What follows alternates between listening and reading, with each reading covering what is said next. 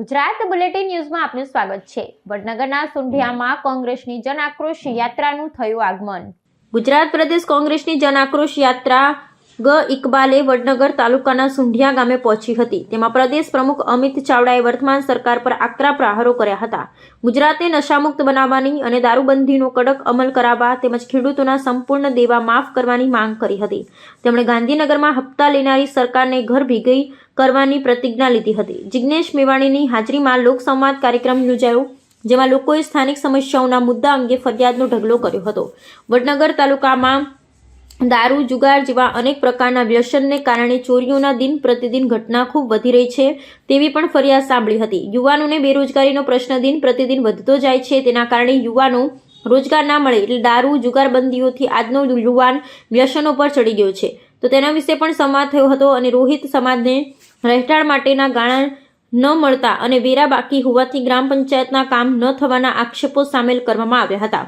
ઉચ્ચ અભ્યાસ કરેલ હોવા છતાં યુવાનોને નોકરી નથી મળતી અને વડનગર નગરપાલિકા દ્વારા જાહેર શૌચાલય બનાવવા છે પણ તેને ખોલવામાં આવ્યા નથી તે પણ ફરિયાદ કરી હતી। આ પ્રસંગે વિપક્ષના નેતા તુષાર ચૌધરી, ઉગુ પ્રભારી સુહાસિની યાદવ, જિલ્લા પ્રભારી દિનેશ ગઢવી, જિલ્લા પ્રમુખ બળદેવજી ઠાકોર, વડનગર તાલુકા કોંગ્રેસ પ્રમુખ જયસિંહ ઠાકોર, અગ્રણી મહેન્દ્રસિંહ ઠાકોર સહિત સ્થાનિક નેતાઓ હાજર રહ્યા હતા।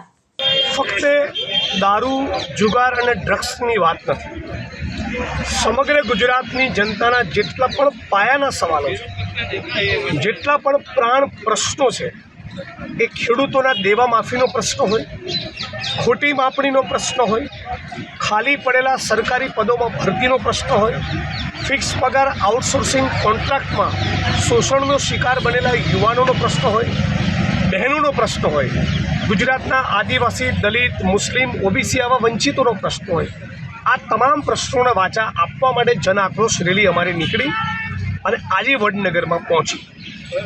આજે વડનગરની જનતાનું એક સુરે કહેવું છે કે નરેન્દ્રભાઈને વડાપ્રધાન તો બનાવ્યા, પણ હવે ક્યાંક જઈને ગામમાં કહીએ કે નરેન્દ્રભાઈ વડનગરના છે ને અમે વડનગરના છીએ તો અમને લાગે છે કે અમારી આબરૂ કઢાઈ છે આ માણસે।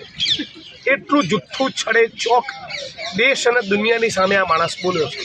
મેં અહીંના લોકોને પૂછ્યું કે આખો દેશ તો રવા દો, તમારા વડનગરના ખેડૂતોના આવકમાં ડબલ વધારો થયો? મને એક ખેડૂત વડનગરમાં એવો મળ્યો નથી। વડનગરમાં કોઈ ઉદ્યોગો સ્થપાયા અને પ્રચંડ માત્રામાં લોકોને રોજગારી મળી તો ના। વડનગર તાલુકામાં અસ્પૃશ્યતાની નાબૂદી થઈ તો ના। વડનગર તાલુકો વ્યસન મુક્ત બન્યો ના। વડનગરના એકે નાગરિકના ગજવામાં પેલા વિદેશી બેંકમાં પડેલા 15 લાખ આયા ના।